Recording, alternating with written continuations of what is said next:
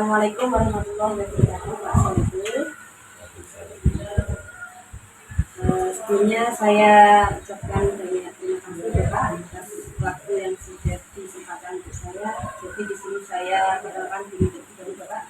Saya Nuri Purnamita dan calon guru pembina angkatan 7 dari Kabupaten Demak. Di sini mendapatkan tugas untuk mewawancarai kepala sekolah Bapak sebagai seorang pemimpin instansi sebuah instansi ini.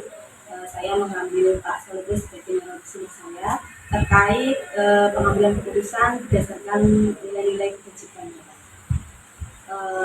Boleh saya minta Bapak untuk memperkenalkan diri terlebih dahulu. Terima kasih. Saya Soebul Hadi, kepala sekolah SD di Universitas 2 diwawancarai oleh Bu Neni sebagai calon guru penggerak angkatan ke-7. Insya Allah saya akan menjawab pertanyaan itu dengan baik dan apa yang sudah selama ini saya kerjakan di institusi kami.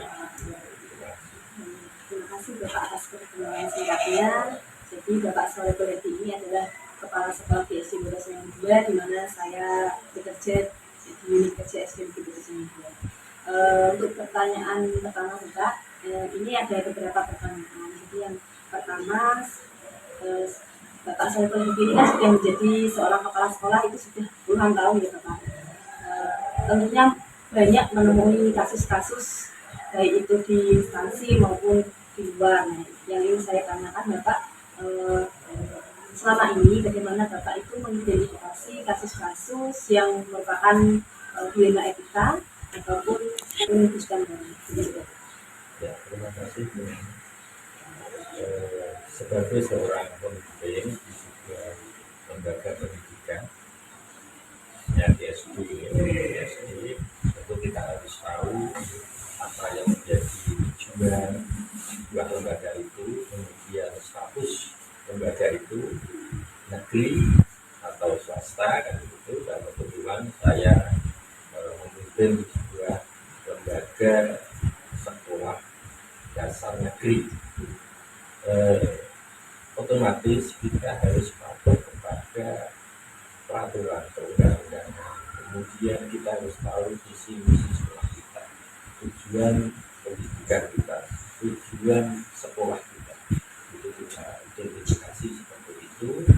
Kemudian dalam beberapa kasus atau proses pembelajaran di sekolah, proses pelaksanaan pendidikan di sekolah, pasti akan ada banyak kasus mana ada dilema yang harus kita kerjakan itu, apa yang harus kita kerjakan nanti setelahnya itu. Tetapi untuk menentukan apakah itu masuk dilema etika atau pendidikan moral, kita senantiasa harus berpegang teguh pada peraturan, norma, dan apa yang sudah kita sepakati di sekolah, dan apa yang menjadi SOP operasional kita, standar operasional kita dalam langkah kemudian memacu pada jadwal kegiatan kita yang sudah ditetapkan. Itu sudah ini. Baik Bapak, terima kasih atas jawaban pertama. Selanjutnya ini ketika Bapak itu menghadapi sebuah kasus Bapak, di mana kasus itu ternyata merupakan memiliki nilai-nilai kebenaran dan nilai-nilai kebajikan. Bagaimana Bapak itu menjalankan pengambilan keputusan saat menemukan kasus seperti itu? Ya, kalau kita menemui kasus sama-sama benar, tentu kita mempertimbangkan kepentingan yang kecil, kemudian kepentingan yang lebih besar. Yang kepentingan untuk tujuan jangka pendek, jangka menengah, dan jangka panjang. Kemudian contohnya memperbolehkan guru untuk menjadi calon guru penggerak, itu kan sama-sama baik ya, tapi meninggalkan kelas di waktu. Tetapi kita bisa memberikan keputusan dengan tepat untuk memperbolehkan. Artinya sudah dipertimbangkan baik, karena kemudian jangka panjang guru yang nanti apabila guru itu mempunyai kemampuan yang lebih, otomatis juga berguna bagi kepentingan siswa yang lebih besar. Dan seperti itu ya Bapak. Jadi benar seperti tadi yang Bapak sampaikan ya, ketika menemui kasus yang mengandung benar dan benar itu berarti dipertimbangkan terlebih dahulu mana yang lebih menguntungkan jangka yang panjang. Seperti panjenengan mengizinkan saya mengikuti CGP, padahal tentunya akan ada saat dimana saya harus meninggalkan kelas seperti itu. Baik, pertanyaan selanjutnya, lalu bagaimana Bapak untuk langkah-langkah atau prosedur dalam pengambilan keputusan yang biasa Anda lakukan selama ini? Kalau saya secara apa ya, kita sudah menggunakan metode melihat langsung dan perjalanan, kalau perjalanan yang berapa tahun ini kita akan ada seperti kita, yang pertama adalah identifikasi masalah, kemudian identifikasi tujuan dan kepentingan. Untuk itu kita bisa membedakan mana yang harus didahulukan. Seperti yang saya katakan tadi, ada kepentingan yang secara menengah, secara pendek, secara menengah, dan secara ada keuntungan yang jangka pendek, ada keuntungan yang lebih besar dalam jangka panjang. Kita identifikasi dulu, kemudian kita menentukan, dan kita melihat jadwal, melihat standar operasionalnya jadwal, sehingga kita memberi tugas guru satu yang lain dengan guru yang lain itu bisa berbeda. Yang pertama, maka itu adalah mengadakan pendekatan yang sering saya mungkin agak pribadi bisa lakukan adalah pendekatan informal dulu. Baru setelah terjadi kesepakatan atau pemahaman antara yang diberi tugas dan yang diberi tugas, kita menentukan dengan pendekatan yang sifatnya formal, dan kita rapatkan, kita musyawarahkan secara bersama, tapi diawali dengan pendekatan sehingga kita bisa menentukan dengan cepat, karena kita sudah paham apa yang menjadi acuan kita, peraturan perundang-undangan, tujuan pendidikan yang kita inginkan, visi misi sekolah kita. Demikian tidak. Baik Bapak, untuk pertanyaan selanjutnya, hal-hal apa saja Bapak yang selama ini Anda anggap efektif dalam pengambilan keputusan terhadap kasus-kasus yang memuat pidana etika?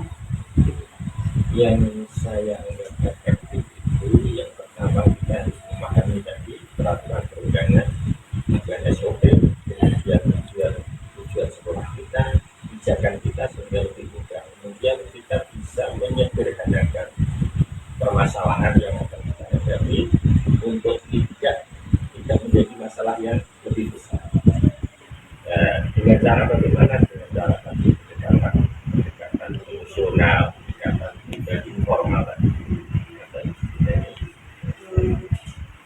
Cara yang efektif, kemudian yang berikutnya Bapak, ketika mengambil keputusan tentunya ada tantangan-tantangan di Bapak. Itu kira-kira menurut Anda tantangan-tantangan apa yang Anda temukan ketika mengambil keputusan terhadap kasus-kasus pidana etika ini? Terima kasih. Untuk tantangan dalam memimpin sebuah lembaga pendidikan secara khusus tidak ada, karena kita selama ini sudah sepakat bahwa guru, kepala sekolah, dan semua warga sekolah ini sudah tahu kita bekerja di sebuah lembaga pendidikan. Kita dituntut perasaan kita, jiwa kita untuk mengajar itu. Kemudian yang kasus-kasus yang itu secara umum ya lumrah ya, lumrah. Kalau sudah pemimpin membuat sebuah kebijakan, itu pasti ada yang merasa mungkin sedikit seperti merasa diuntungkan atau merasa tetapi itu kita apa ya, istiqomah untuk mengambil keputusan itu bagian dari risiko pemimpin. Yang penting guru atau warga atau yang diberi tugas nanti akan melihat kemanfaatannya di belakang ini.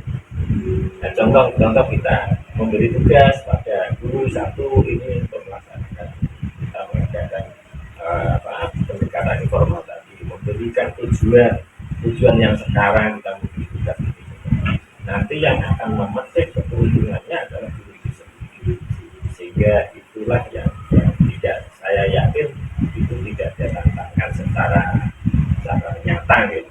Yang penting kita semua sudah sepakat dengan apa yang kita sepakati awal, visi misi sekolah kita tujuannya kemana, kemudian pengelolaan kita itu sifatnya bagaimana, kemudian akuntabel itu terbuka, kita mengutarakan dengan terbukaan, tidak ada yang kita tutup. Ya, baik, terima kasih Bapak. Untuk pertanyaan selanjutnya terkait dengan ketika Anda menemukan permasalahan atau kasus tadi Bapak, setelah mengambil keputusan, apakah ada tata kelola atau jadwal yang jadwal tertentu dalam menyelesaikan kasus dilema etika Bapak? Apakah Anda langsung menyelesaikan pada waktu itu juga, ataukah memiliki jadwal untuk menyelesaikannya? Lalu bentuk dan prosedur seperti apa yang Anda lakukan? Terima kasih. Seperti yang sudah kita alami dalam mungkin sebuah lembaga pendidikan, itu sebenarnya dikatakan kita menyesuaikan jadwal kegiatan sekolah. Kan kita mempunyai jadwal kegiatan siswa untuk lomba, itu lomba siswa.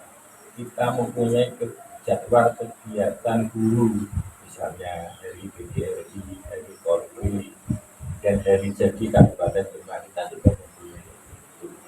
Nah, jadwal-jadwal itulah sebenarnya kasus apa yang terjadi bersamaan dengan itu, misalnya lomba anak melatih siswa dalam lomba, dan bersamaan dengan guru itu sebagai ahli untuk misalnya olahraga apa, mengikuti lomba apa saat bersamaan dengan itu. Nah, kita menentukan dengan cepat itu, karena tidak ada jadwal yang secara khusus untuk menyelesaikan masalah itu.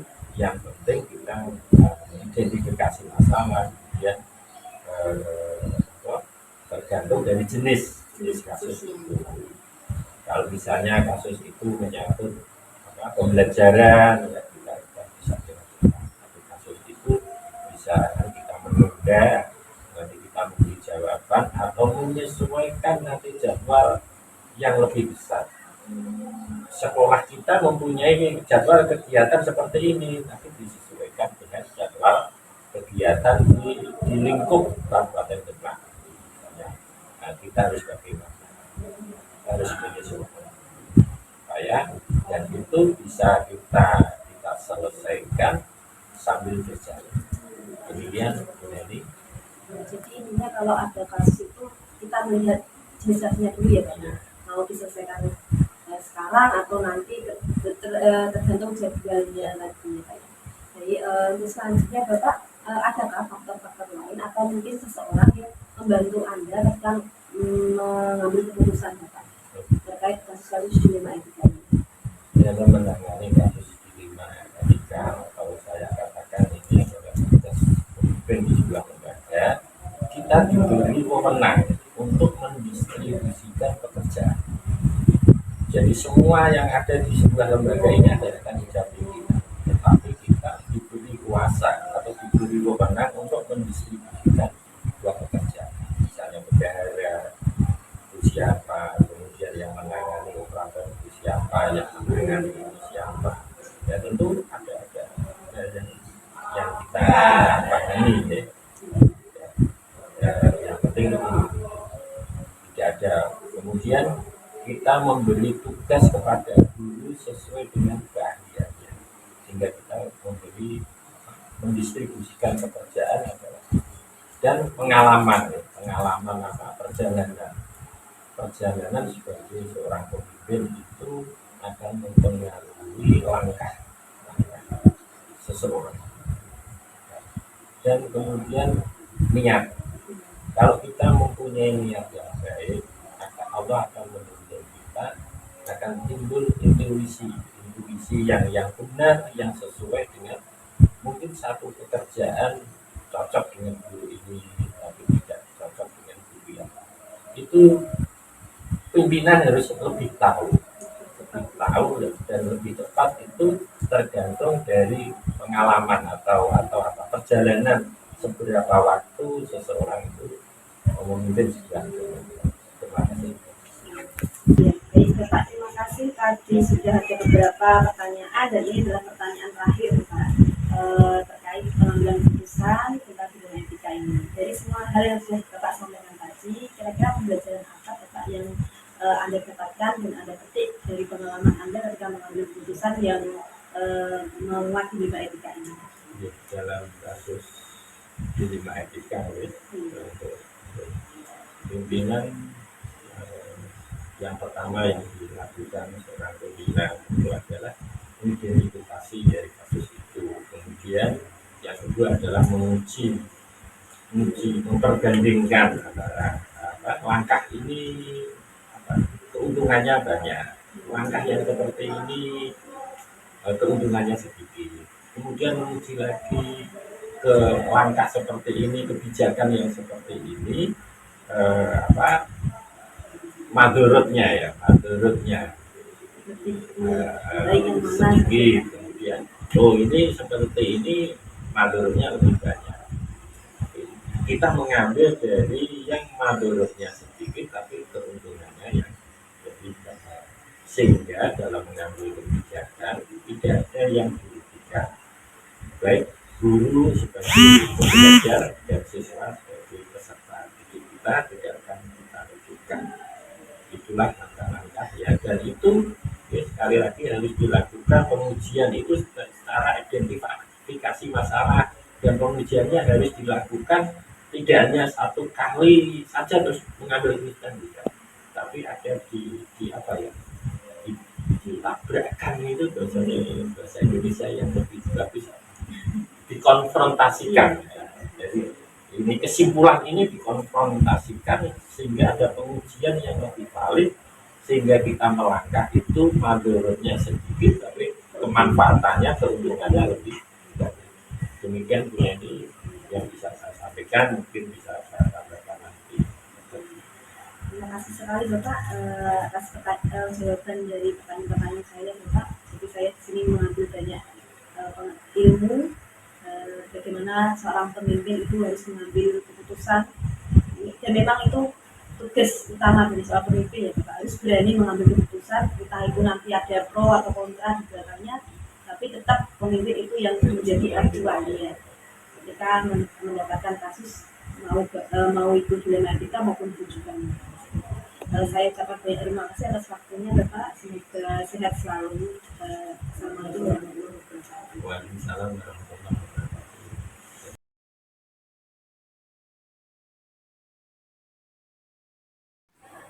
Assalamualaikum warahmatullahi wabarakatuh. Waalaikumsalam warahmatullahi wabarakatuh. Sebelumnya saya mengucapkan banyak terima kasih. Selama ini bagaimana ibu-ibu menjalankan pengambilan keputusan di sekolah itu, ya terutama di SD ini ya Bu, di SD 4 Waron, terutama untuk kasus-kasus di mana ada kepentingan dua kepentingan yang sama-sama benar atau sama-sama memenuhi nilai kebajikan. Jadi ketika kita menemui dua kepentingan yang sama-sama bernilai kebenaran, itu dalam memilih keputusan kita bisa mengedepankan nilai-nilai yang harus dijaga terlebih dahulu. Kita harus bijak karena ada hal-hal yang misalkan suatu keputusan tidak boleh, prinsipnya yang kami pegang ya, suatu permasalahan diputuskan tidak boleh mencederai norma hukum misalkan, tidak boleh melanggar etika kode etik sebagai guru, ataupun juga tidak boleh melanggar nilai-nilai yang kami sepakati bersama. Dan harapannya ke depan akan memberikan keputusan yang tetap berpihak kepada murid. Seperti itu ya Bu ya. Jadi tetap harus mengedepankan kebutuhan dari setiap murid, jadi tidak ada murid kemudian harus mengutamakan itu nilai-nilai kebajikan di mana harus disesuaikan dengan peraturan-peraturan yang sudah ada, apalagi sebagai guru ASN ya, Bu, ya. Untuk kita sudah ada aturan yang mengikat kita seperti itu. Untuk selanjutnya Ibu, bagaimana langkah-langkah atau prosedur seperti apa yang biasa Anda ambil selama ini? Untuk prosedur penyelesaian masalah, karena saya juga sebagai pemimpin ada perlu tahapan-tahapan seperti yang tadi saya katakan. Ketika menemui sebuah masalah itu saya punya dua jalur. Yang pertama adalah masalah yang bisa diselesaikan saat itu juga. Jadi ada keputusan yang harus bernilai cepat. Gitu. Kemudian yang kedua yang ini perlu digarisbawahi adalah keputusan yang harus diambil secara musyawarah. Nah itu biasanya saya punya gagasan atau mempunyai identifikasi masalah dulu yang kemudian seperti tadi yang saya katakan dibawa dalam forum di mana nanti akan muncul alternatif-alternatif solusi dari teman-teman guru. Nah itu sekiranya yang bisa membantu saya untuk menemukan mana keputusan yang lebih baik atau lebih bijak dan mempertimbangkan prinsip-prinsip tadi. Seperti itu ya Bu. Jadi tadi dari penangkapan saya langkah-langkah atau prosedur yang Ibu ambil itu bisa dua poin inti ya Bu. Yang pertama bisa diambil saat itu juga, disesuaikan saat itu juga. Yang kedua dibawa ke dalam forum untuk didiskusikan bersama-sama dengan rekan kerja. Disesuaikan dengan kebutuhan dan mungkin jenis kasusnya juga ya Bu. Untuk selanjutnya Ibu, hal-hal apa saja yang selama ini Ibu itu anggap efektif dalam pengambilan keputusan, terutama pada kasus-kasus yang memuat pidana? Jadi supaya efektif dalam pengambilan keputusan, terutama dua kebenaran tadi di etika, kita perlu adanya musyawarah. Nah, kenapa mengedepankan musyawarah? Karena itu juga salah satu nilai yang kami junjung bersama. Jadi mengedepankan tentang nilai musyawarah, kemudian keterbukaan juga di mana nanti pada akhirnya akan menemukan solusi dari permasalahan yang disepakati bersama dan bertanggung jawab. Oh, jadi seperti itu ya Bu. Jadi Ibu itu yang paling dianggap efektif itu ketika menghadapi kasus selalu dibawa ke forum, ya. Selalu meminta pendapat dari semua anggota guru seperti itu ya Bu. Untuk selanjutnya Ibu, hal-hal apa saja yang selama ini menjadi tantangan bagi Ibu dalam pengambilan keputusan terutama pada kasus-kasus di lingkungan depan? Ya, selama saya berdinas di tempat yang baru, beberapa hal yang perlu saya garis bawahi sebagai tantangan itu penyamaan konsep atau mindset. Jadi kadang-kadang kita harus menyamakan dulu mindset kita terhadap suatu hal dengan rekan-rekan guru. Sehingga ketika kita membawa masalah untuk diselesaikan, kita punya tujuan yang sama. Karena namanya beda kepala, beda cara berpikir itu akan beda cara sudut pandang dalam menilai sesuatu. Jadi tantangannya saya rasa itu. Iya Bu, saya sangat setuju dengan apa yang Ibu Ratna sampaikan. Jadi tantangan dalam pengambilan keputusan itu pasti berhubungan dengan pendapat dari semua orang. Karena setiap kepala itu memang beda pemikiran, beda cara penanganan kasus. Jadi memang saya sangat setuju dengan jawaban Ibu yang poin ini. Untuk selanjutnya Ibu, apakah Anda itu memiliki tata kelola atau jadwal tertentu dalam penyelesaian kasus di Indonesia? Kemudian apakah Anda langsung menyelesaikannya di tempat atau mungkin besok-besok, kemudian bagaimana bentuk dan prosedur yang Anda jalankan ketika mengambil keputusan saat itu? Jadi dasar dari penyelesaian masalah menurut saya kan itu ada dua. Yang tadi adalah seketika ketika kita harus mengambil keputusan secara singkat dan cepat sesuai dengan kebutuhan. Namun jika kita menemui suatu masalah yang harus diforumkan terutama itu terlebih dahulu memang saya jadwalkan.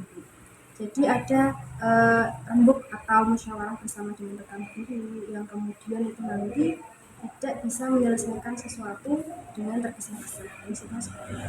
Karena menyelesaikan suatu masalah dengan tergesa-gesa itu pasti membawa unsur perasaan dan ada misi yang kita miliki untuk masalah tersebut, itu perlu dihindari. Maka harus dengan kepala dingin, kemudian dengan mempertimbangkan prinsip-prinsip atau saran solusi alternatif dari teman-teman. Dan sebagai pemimpin harus demikian saja. Jadi untuk selanjutnya, adakah seseorang atau faktor-faktor yang lain yang selama ini itu bisa mempermudah atau membantu Bu Ratna khususnya dalam pengambilan keputusan dalam kasus-kasus bullying narkotika? Ya, pertama karena saya masih tergolong-golong di sini Bu, jadi unsur atau rekan yang bisa diajak kerja sama faktor pendukung saya tentu saja adalah teman-teman guru yang saya bentuk tim sebagai tim yang solid tadi. Kemudian ketika ada masalah yang berada di luar jangkauan kami yang perlu saran, maka yang pertama saya temui adalah pengawas.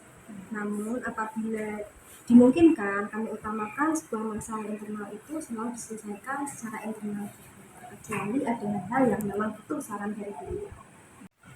Baik Bu, tadi itu sudah memberikan jawaban-jawaban yang menurut saya bisa menjadikan pemikiran saya terbuka tentang mengambil keputusan itu, pertama untuk seorang pemimpin.